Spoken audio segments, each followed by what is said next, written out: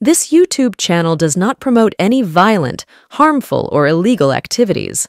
All content provided by this channel is meant for an educational purpose only.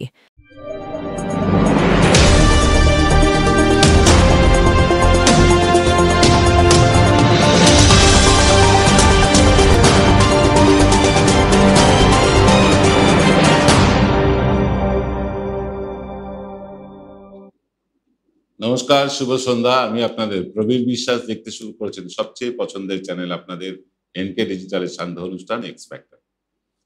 আমরা আপনাদেরকে বলেছিলাম যে আজ আমরা একটা সমীক্ষা দেখাবো। সমীক্ষা করায় আমরা সিদ্ধহস্ত, ইতিমধ্যে আপনারাই তা প্রমাণ করে দিয়েছেন। আমরা 2026কে সামনে রেখে সমীক্ষা শুরু করেছি। আমরা সমীক্ষাটা কয়েকটা ভাগে ভাগ করেছি। প্রথম ভাগ হচ্ছে গিয়ে যে যারা দুর্নীতির দায়ে অভিযুক্ত এবং দুর্নীতির দায়ে জেল খেটেছেন বা খাটছেন, এই রকম বিধায়কদের নিয়ে একটা সমীক্ষা করেছি। তাদের এলাকায় কি হতে পারে, তাদের সম্বন্ধে সেই এলাকার মানুষ কি ভাবছে।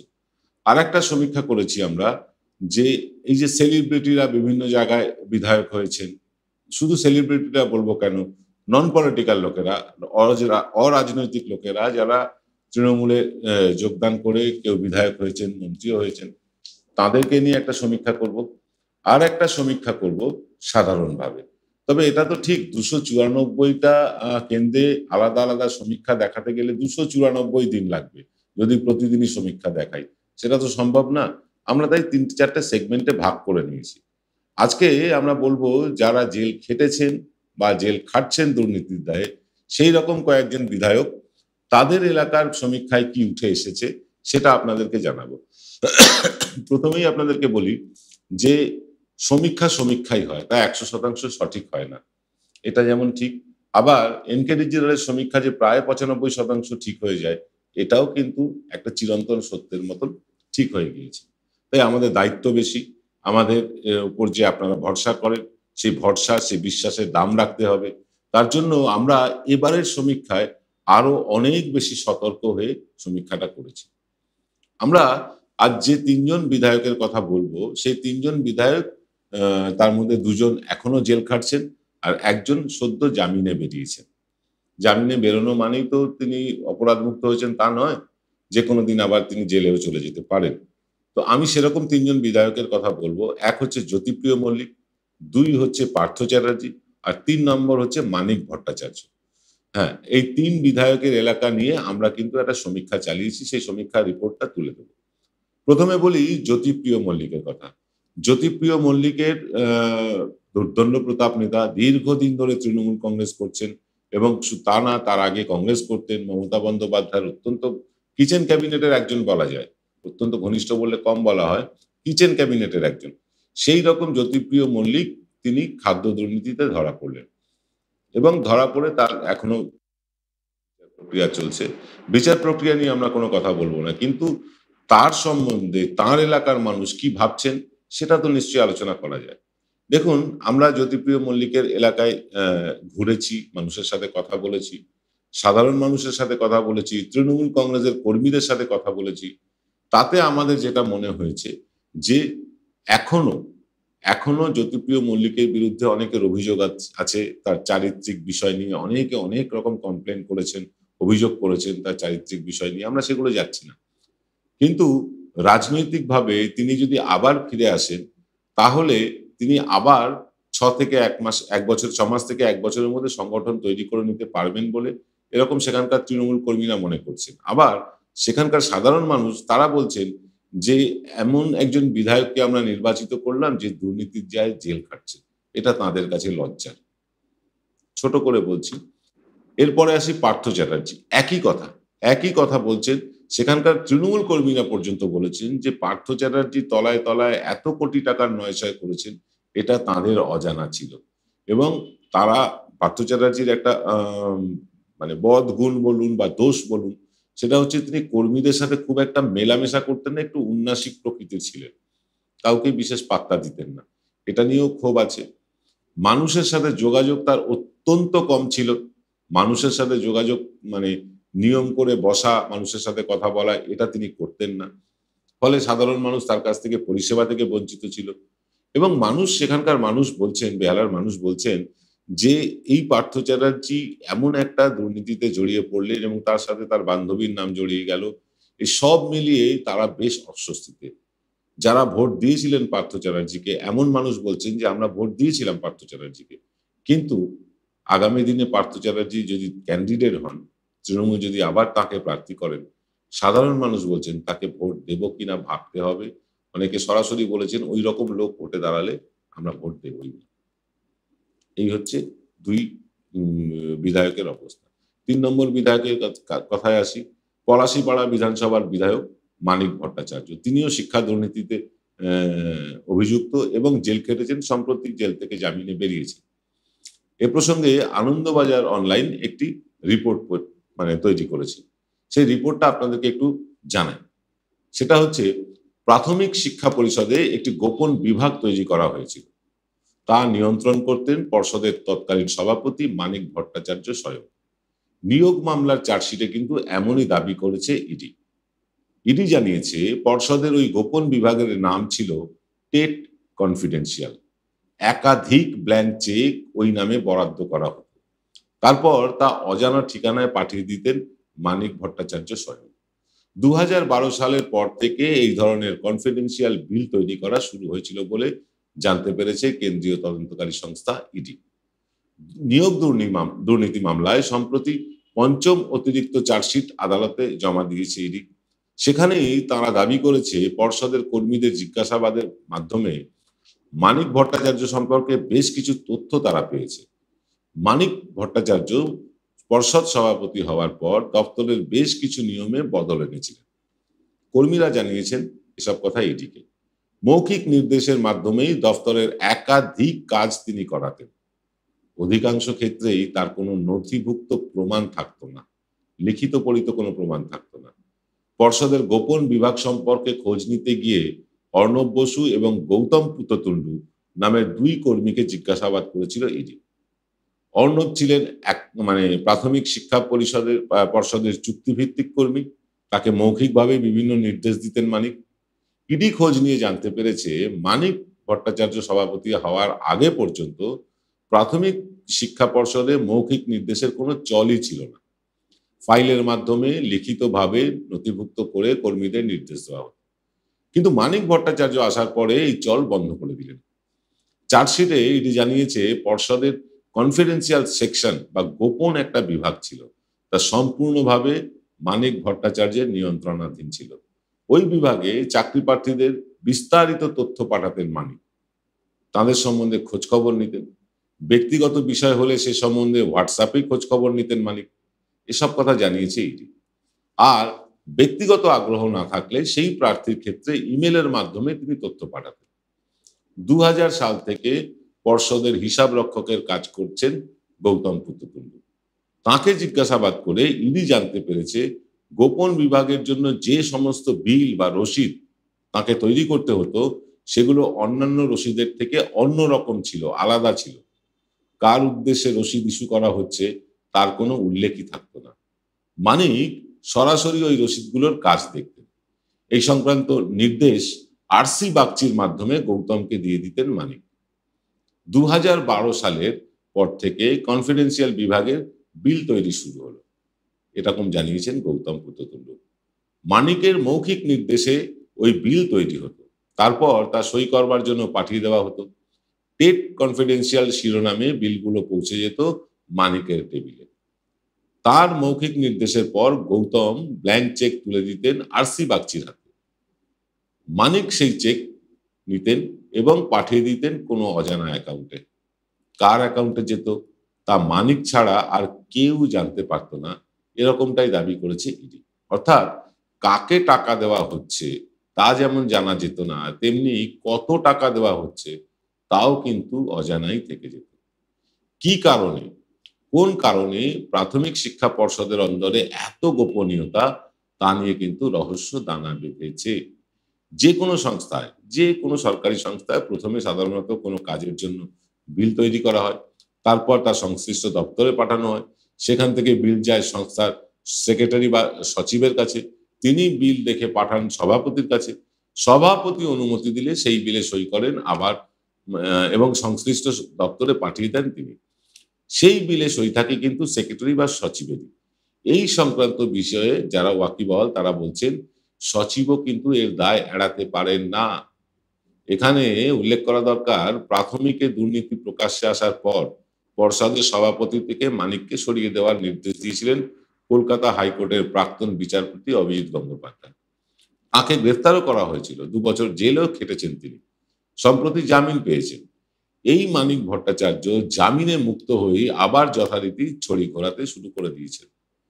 তিনি জেলা সভানেত্রী তথা সাংসদ মহুয়া মৈত্রের বিরুদ্ধে এককাট্টা বিধায়কদের এককাট্টা করার একটা লবি করার চেষ্টা করছেন বলে জানা গিয়েছে।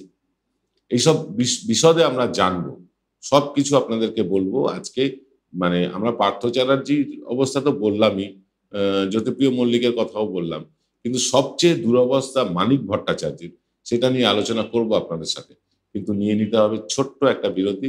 ফিরছে বিরতির পর মানিক ভট্টাচার্য নিয়ে আরো কিছু বেশ চাঞ্চল্যকর তথ্য আপনাদের কাছে তুলে দেওয়ার জন্য।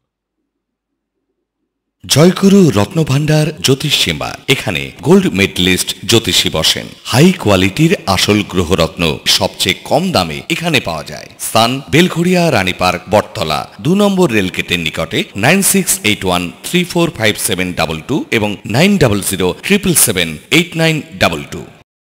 আধ্যাত্মিক ঈশ্বরীয় বিশ্ববিদ্যালয়। এখানে গীতার জ্ঞানের দ্বারা আত্মার পড়াই পড়ানো হয় এবং রাজযোগ শেখানো হয়। নিরাকার শিব পরমপিতা পরমাত্মা সাকারে এসে গেছেন 1936 সালে বিশ্ব পরিবর্তনে 100 বছরের জন্য। নতুন সত্যযুগের স্থাপনা এবং পুরনো কলিযুগ বিনাশ হতে চলেছে। আপনারা সবাই এই জ্ঞান গ্রহণ করুন সম্পূর্ণ বিনামূল্যে। যোগাযোগ করুন 9007162175 এই নাম্বারে। আপনারা ভাবতেই পারেন যে জ্যোতিপ্রিয় মল্লিক সম্বন্ধে এত অল্প কথায় সারলাম, পার্থ চ্যাটার্জি সম্বন্ধে এত অল্প কথায় সারলাম। এরা দেখুন লাইমলাইটে থাকা লোক, আলোর বৃত্তে থাকা লোক। মানিক ভট্টাচার্য তিনি লাইমলাইটে কখনোই ছিলেন না। লাইমলাইটের আড়ালে থেকে, অর্থাৎ প্রচারের আলোর আড়ালে থেকে তিনি নিঃশব্দে বেশ কিছু দুর্নীতি করে গিয়েছেন। এবং এই দুর্নীতিগুলো কিভাবে করেছেন সবটাই আপনাদেরকে বললাম আনন্দবাজার অনলাইনের তথ্য অনুযায়ী। কিন্তু মানে তিনি জেল থেকে বেরোলেনও, জামিন পেলেন। জামিন পেয়ে বেরোনোর পর তার কর্মকাণ্ড নিয়ে কিন্তু আবার নতুন করে চর্চা শুরু হয়েছে। কেন চর্চা শুরু হয়েছে সেটাও বলছি। তিনি জেল থেকে বেরিয়ে আসার পর হঠাৎ আমরা দেখলাম এই মহুয়া মৈত্রের বিধানসভা এলাকার যে কজন বিধায়ক আছেন তারা হঠাৎ মহুয়া মৈত্রের বিরুদ্ধে তারা চিঠি চাপাটি করতে শুরু করলেন দলের কাছে। মহুয়া মৈত্র দাপুটে সাংসদ, নিঃসন্দেহে সুদক্ষ বক্তা, এ নিয়েও কোনো সন্দেহ নেই। দলের সংগঠনকেও তিনি ভালো ম্যানেজ করে রেখেছেন, এ নিয়েও কোনো সন্দেহ নেই। কয়েকটা এলাকা তার নিশ্চয়ই ড্যামেজ আছে, কিন্তু ধরুন চাপড়া, পলাশিপাড়া এইরকম বেশ কিছু এলাকা আছে, তেহট্ট, এইসব এলাকাগুলোতে কিন্তু তার দাপট অপরিসীম, সাংগঠনিকভাবেও এবং রাজনৈতিকভাবেও। সেই মহুয়া মৈত্র কে সরিয়ে দেওয়ার জন্য দলের সভানেত্রীর পদ থেকে এই মানিক ভট্টাচার্য তিনি কিন্তু বেশ কয়েকজন বিধায়ককে এককাট্টা করেছেন, বলা যায় লবি করেছেন। এই লবি করে তিনি ভাবছেন যে তিনি আগামী দিনের টিকিটটা পেয়ে যাবেন, কারণ মহুয়া মৈত্রের সাথে তার সদ্ভাব নেই। এই কারণেই নেই, মহুয়া মৈত্র দূরত্ব রাখেন, তিনি শিক্ষা দুর্নীতিতে যুক্ত বলে হোক, যে কোনো কারণে হোক মহুয়া মৈত্র এই মানিক ভট্টাচার্যের সাথে একটা দূরত্ব বজায় রাখেন। এই দূরত্ব বজায় রাখার কারণেই মানিক ভট্টাচার্য তিনি নিজেও জানেন যে তিনি আর টিকিট পাবেন না।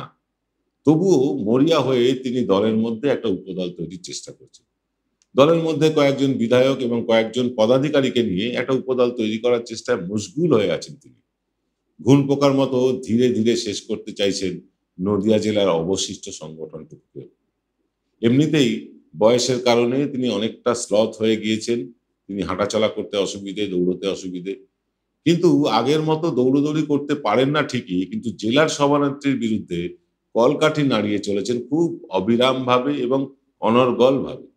আমরা সারা বছর ধরে সমীক্ষা করি জানেন বিভিন্ন ইস্যুতে।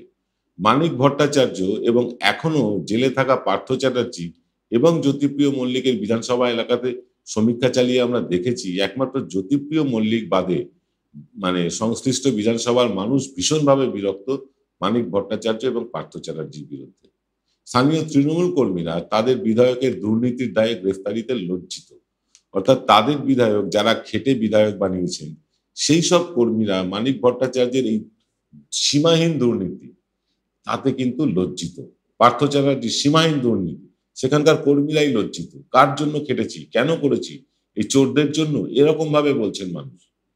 একদম এই শব্দটা ইউজ করছেন, চোরদের জন্য, যারা আমাদের পরিশ্রমের বিনিময়ে আজ বিধায়ক হয়েছেন, আমাদের পরিশ্রমের বিনিময়ে নেতা হয়েছেন, তারা এইরকম ভাবে মানুষের কাছে লুটপাট করেছেন, ভাবতেও লজ্জা লাগছে।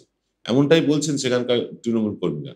সাধারণ মানুষ তো মানে বীতশ্রদ্ধার চূড়ান্ত একদম। সাধারণ মানুষ তারা বলছেন, আমরা যারা এই মানিক ভট্টাচার্য বা পার্থ চ্যাটার্জিকে ভোট দিয়েছি, আমরা ঠকে গিয়েছি, আমরা ভুল করেছি।